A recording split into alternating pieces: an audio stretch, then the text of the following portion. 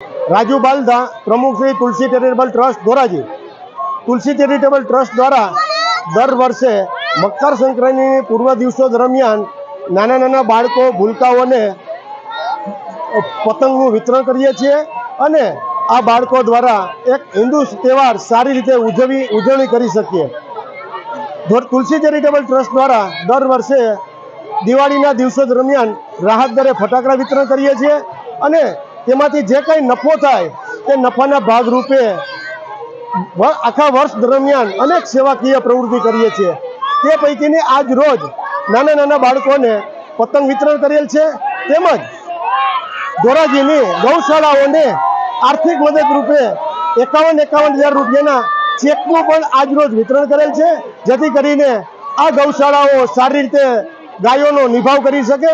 આ રીતે તુલસી charitable trust દ્વારા દર વર્ષે વર્ષ દરમિયાન અનેક સેવાકીય પ્રવૃત્તિઓ કરી રહ્યા છીએ।